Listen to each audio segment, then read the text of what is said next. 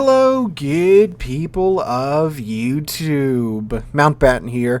As you can probably tell, back in my normal studio. I have returned after being out for roughly a week for my real-life job, and I hope both teams lose the Super Bowl, considering what they've done to New Orleans traffic. It took me 3 hours to get out of the airport, which is insane. I've flown out on Christmas, flown in on New Year's, and it's never been this bad, even on Mardi Gras, but holy crap. Man, Super Bowl is a big event, but my God, you can take your time coming back to New Orleans. Anyway, naturally, while I was away, Wargaming went and released their Waterline video and article for the first half of 2025.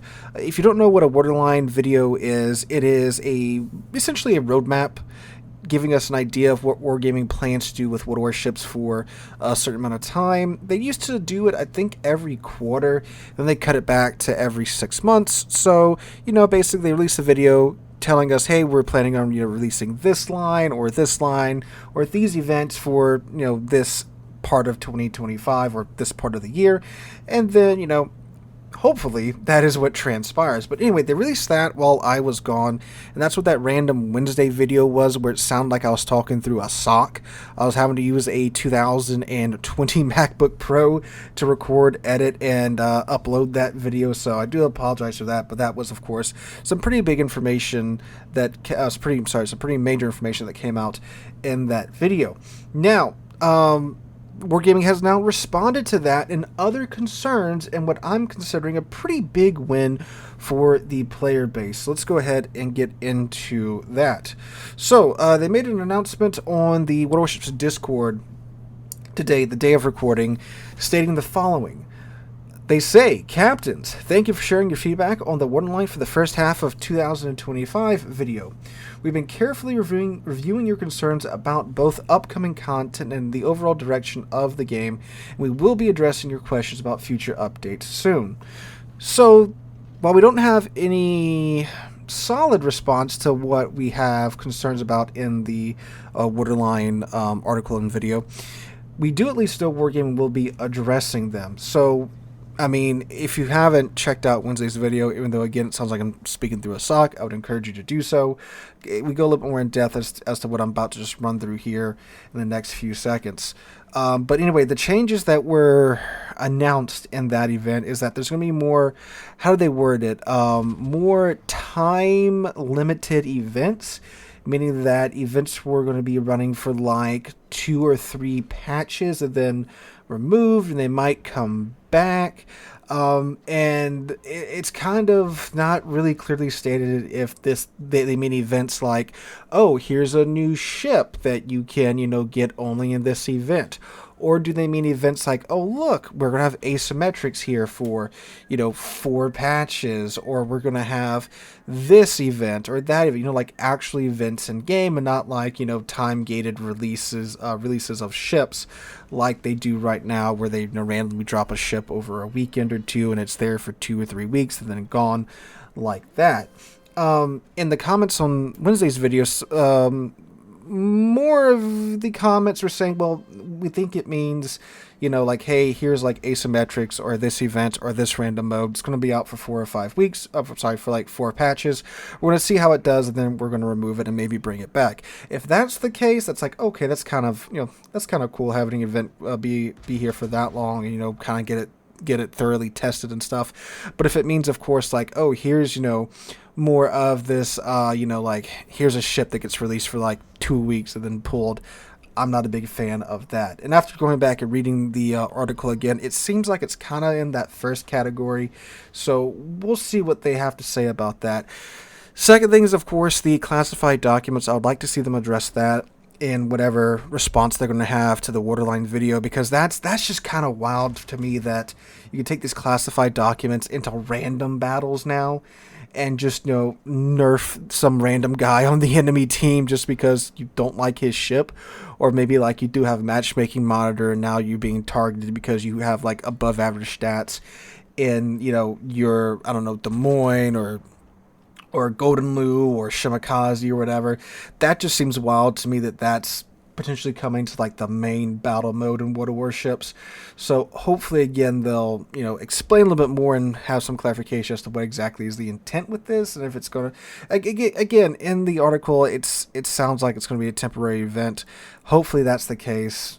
But yeah, that and experimental ships, again, some more clarification, some more explanation on that would very much be welcomed, in my opinion. Second part, which is definitely a huge one for the player base right here.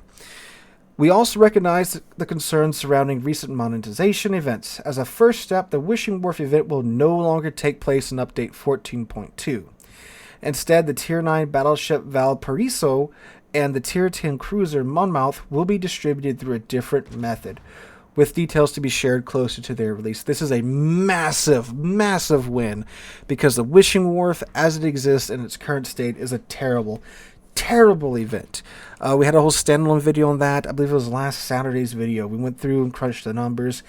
It's abysmal. So the name of the ship is escaping me for the time being, but it is the Pan-Asian Des Moines with a turret ripped out of its, with a gun ripped out of its turrets.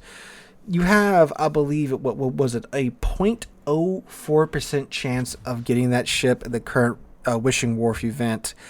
Mean that you had to go through and get all the ships that you already have, because it doesn't work like the containers do, where if you have a ship and you roll, you get that ship, it re-rolls until you get a ship that you don't have. It doesn't work like that in the Wishing Wharf event. Again, we have a whole video going over it for last Saturday's video. TLDR, terrible chances. Just incredibly greedy event, in my opinion, and clearly a lot of you guys' opinion as well. So much so to the point that Wargaming is now no longer releasing the Valparaiso and the Monmouth that way. Valparaiso, not really that hyped up of a ship. I mean, like, it is a secondary Vanguard, which sounds interesting. I haven't played it. I'm not a CC. Don't have access to those ships. Even if I was, I couldn't talk about it here on the channel. But the Monmouth has been a ship that we have been waiting for so long, and they got dumped into the Wishing Wharf event in the patch notes. So that was something that myself and many of you, of course, were not looking forward to. But now they are no longer being released in the Wishing Wharf event. Well, really, the Wishing Wharf event is not taking place in 14.2.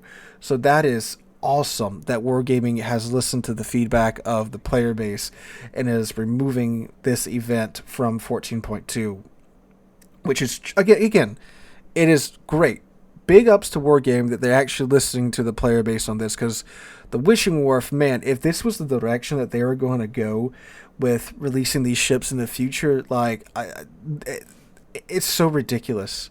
The amount of just, well, I shouldn't really say the amount, the lack of the amount of chance of you getting the desired ship from this Wishing Wharf event, it's terrible. It's terrible. It's gotta be their greediest event I've ever seen in the game. And keep in mind, we've been through a couple of humdingers here, fellas, with the way that they release these premium ships now, and their time gate and their FOMO.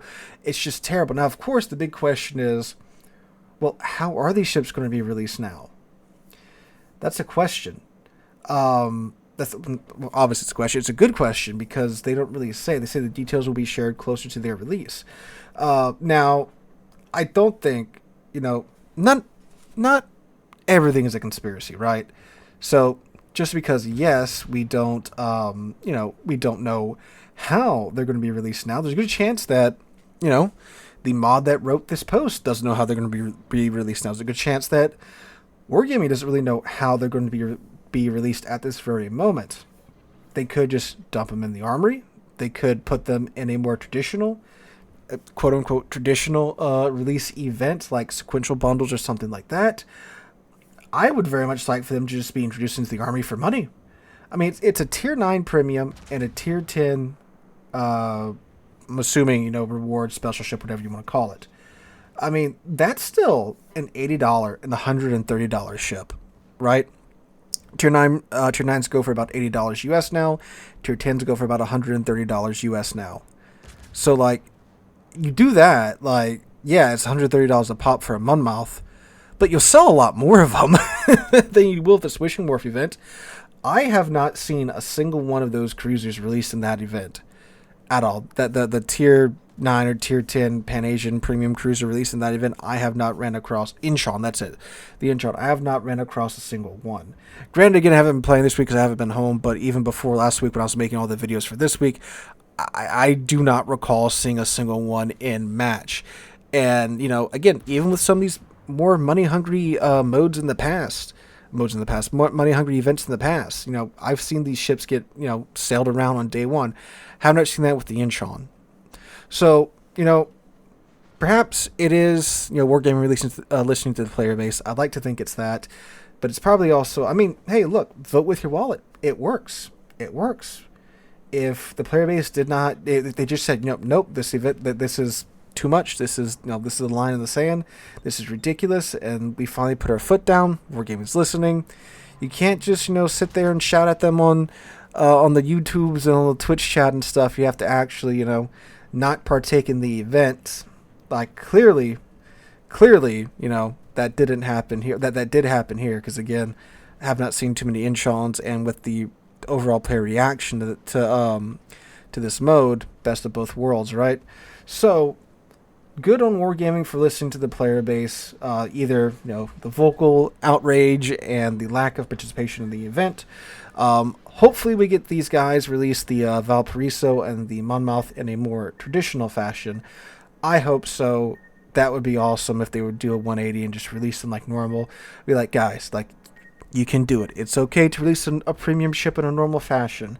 I know it's been a while since we've had a normal premium ship release where they just show up in the shop or show up in the army one day, give us your doubloons, give us your money, have a good day. I'm not even saying like release them for, if you want to be completely awesome, yeah, release them for resources.